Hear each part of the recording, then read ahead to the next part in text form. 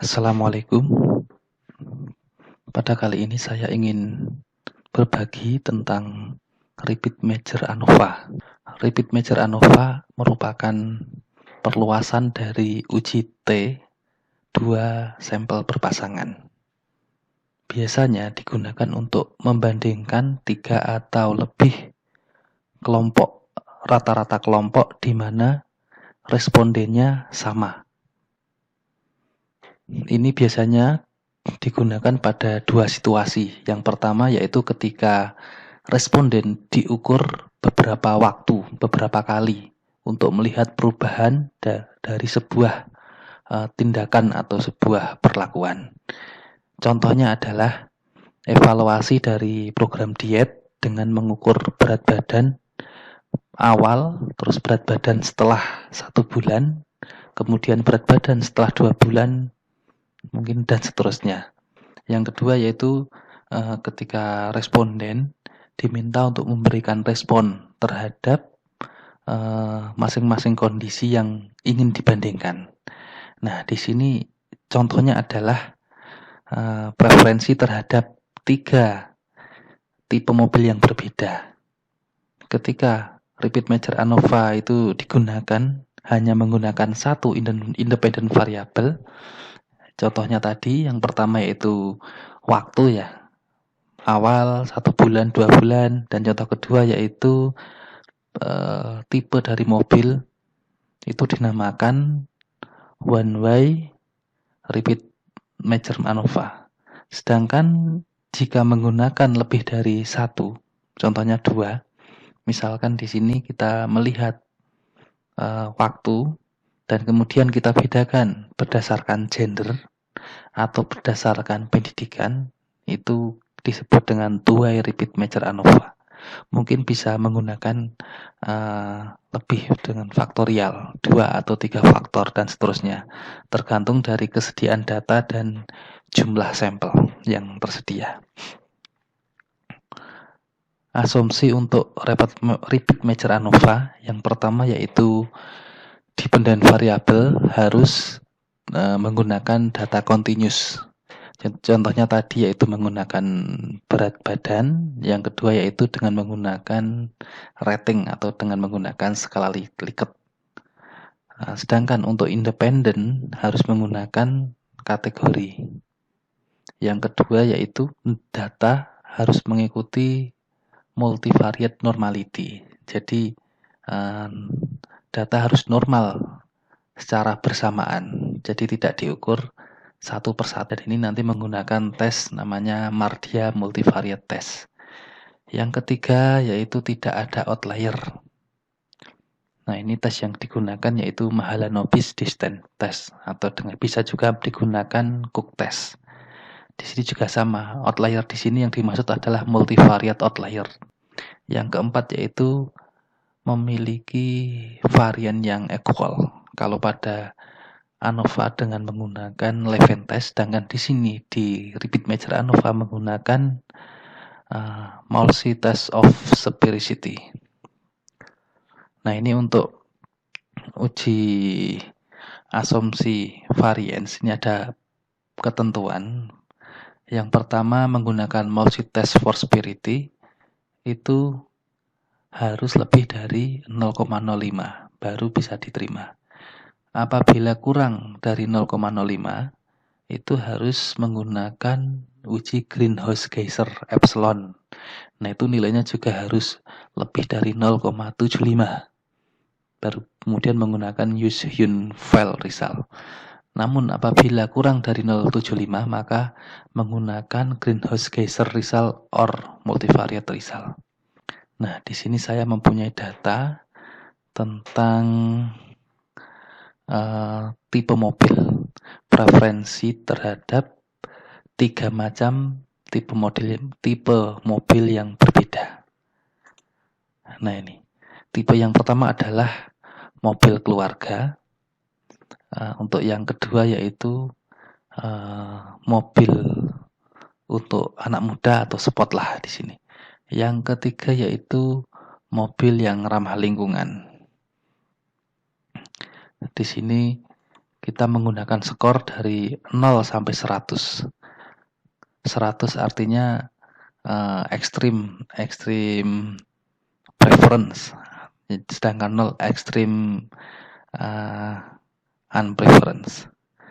Kemudian di sini juga kita mempunyai data yaitu tentang gender, terus kelas umur, dan juga tentang tingkat pendidikan. Bahkan di sini ada tentang penghasilan. Nah, ini coba kita running dengan menggunakan Repeat Match ANOVA. Di sini tujuannya adalah apakah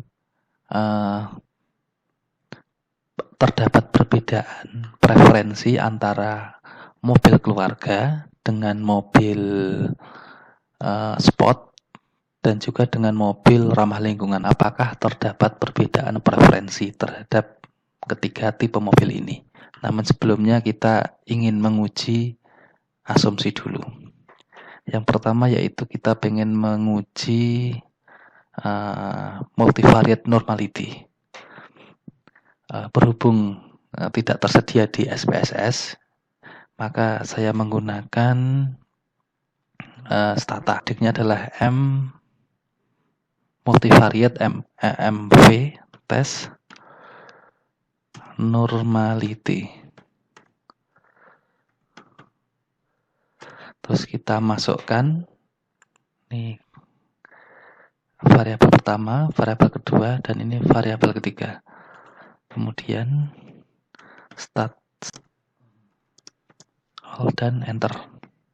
Nah, di sini hasilnya adalah berdasarkan Mardia squareness, tingkat squareness-nya yaitu 2,7 dan p-value-nya 0,3902, sehingga ini lebih dari 0,05 sehingga dapat dikatakan normal. Dan juga kurtosis juga sama. Di sini nilainya 11, p-value-nya 0,2164. Ya, ini juga normal sehingga memenuhi standar multivariate normality. Kita lanjutkan. Sekarang kita ingin menguji outlier. Nah, kita ingin mengecek apakah terdapat outlier atau tidak.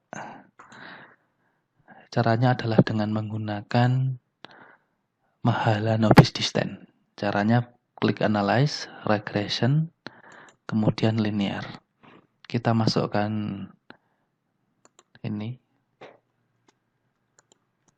ke dalam independent dan kita masukkan ke dependent apa aja yang penting terisi, karena sebenarnya yang ini tidak diperlukan, namun agar SPSS dapat dijalankan maka tetap harus dimasukkan walaupun tidak digunakan dalam perhitungan Mahalanobis distance.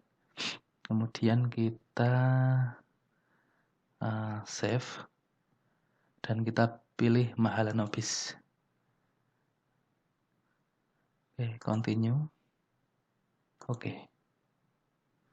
Maka kita akan memperoleh ini nilai Mahalanobis distance untuk masing-masing responden. Kemudian kita pengen mengetahui p-value dari hasil ini. Caranya adalah transform compute variable. Kita kasih sini p-value.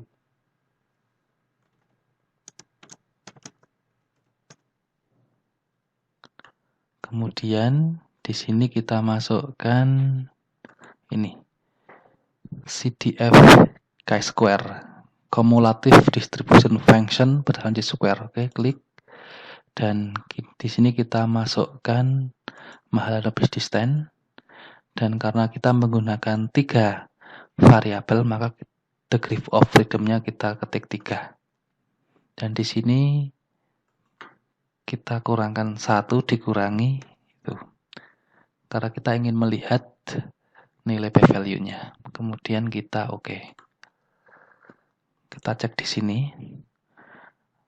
Oh, ternyata p-value-nya semuanya aman, tidak terdapat outlier. Karena dalam outlier multivariate yaitu dikatakan terdapat outlier apabila nilai p-value-nya 0,001. Nah, di sini semuanya lebih dari 0,001 sehingga dapat dikatakan tidak terdapat outlier pada data ini, sehingga asumsi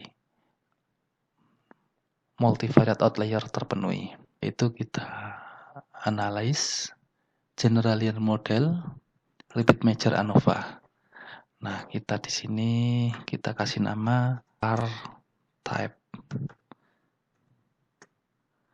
Ada 3 level, 3 macam. Terus di sini kita mungkin lebih cocoknya yaitu rating.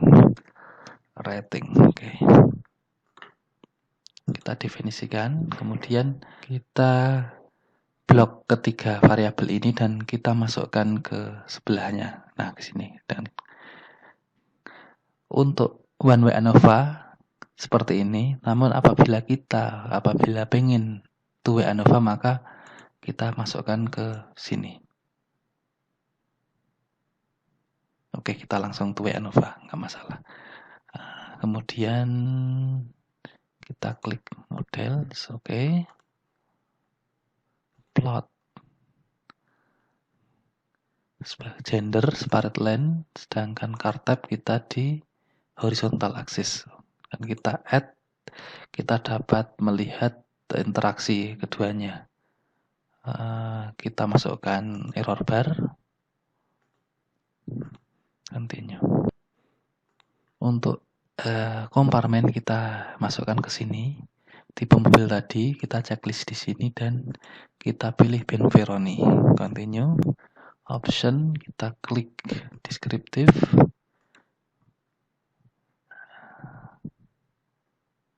Cukup, kira ada cukup, oke. Continue dan oke, sini kita dapat mengetahui terdapat 3 variabel, yaitu mobil 1, mobil 2, dan mobil jenis 3. Kemudian untuk variabel yang lain yaitu menggunakan gender, perempuan dan laki-laki. Untuk deskriptifnya bisa dilihat di sini. Nah, ini untuk asumsi sphericity tadi dapat dilihat nilai signifikansinya lebih dari 0,05 sehingga dapat disimpulkan varian pada ketiga grup sama sehingga memenuhi asumsi sphericity. Dapat disimpulkan di sini karena signifikan maka terdapat perbedaan preferensi di antara 3 jenis mobil. Dan juga di sini ada interaksi efek yang signifikan antara jenis mobil dan jenis kelamin. Jadi jenis kelamin juga turut mempengaruhi preferensi terhadap jenis mobil. Nah, di sini penting kita bisa melihat jenis mobil keluarga terhadap sport ini berbeda, preferensinya berbeda.